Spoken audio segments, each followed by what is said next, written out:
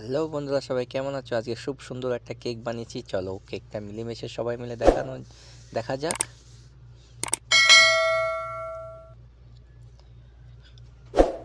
প্রথমে কিছু চকলেট নিয়ে নিয়েছি, ওপরে ভালো করে একটা মাঙ্কিন সাহায্যে লেয়ার করে নিচ্ছি।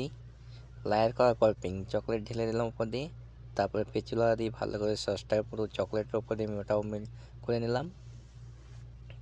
নেওয়ার পরে দেখুন খুবই সুন্দরভাবে মাখিয়ে নিলাম। মাখিয়ে নেওয়ার পরে পুরো চারকোনাভাবে তুটিয়ে দিলাম। তারপর জায়গাটা পরিষ্কার করে নিলাম, যেহেতু নোংরা জায়গা রাখা যায় না।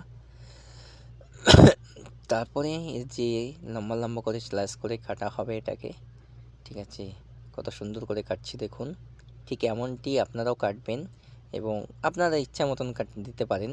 এবার আমি একটু ডিজাইনের ডেকোরেশনের জন্য সুন্দর করে এই দেখো প্রথমে সোজা করে কেটে নিয়ে তারপর লম্বা লম্বা করে সাইড কেটে নিচ্ছি, যাতে জিনিসটা গোল বা দেখতে সুন্দর হয়, একদিকে পাতলা একদিকে চিকন হয়।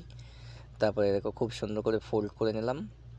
ফোল্ড করে নেওয়ার পরে যে কোনো একটা আঠা দিয়ে একটু লেগিয়ে নেব, আর জিনিসটাকে সাইডে রেখে দেবো এখন আপাতত। এবার আর কেক হোয়াইট চকোলেটের কেকের ওপরে, ভ্যানিলা কেকের ওপরে চকলেট ঢাললাম। তারপরে একটু ইয়েলো বাটার ঢেলে দিলাম, যাতে জিনিসটা সৌন্দর্য একটু লাগে। দেখুন কত সুন্দর করে রাউন্ডে ফোল্ড করে। আপনারাও এইভাবে করে ট্রাই করতে পারেন। এবার জায়গাটা নিচের সাইডগুলো পরিষ্কার করে নিলাম, কেকটা রিমুভ করলাম একটু সাইডে জায়গাটা পরিষ্কার করে নেওয়ার জন্য। তারপর দেখুন কত সুন্দর ইয়েলো কালারটা লাগছে খুবই। তারপর সাইড দিয়ে হোয়াইট চকলেটের ফোম দিয়ে দিলাম। এটা হোয়াইট চকলেট না, অ্যাকচুয়ালি এটা হচ্ছে তোমার ফোম, হুইস ক্রিম দিয়ে দিচ্ছি, ঠিক আছে? তো হুইস ক্রিম দেওয়ার পর পুরো সাইডে একটু একটু করে ডব দিয়ে দিলাম কেকের সাইডে, যাতে হোয়াইটের সাথে মেলে।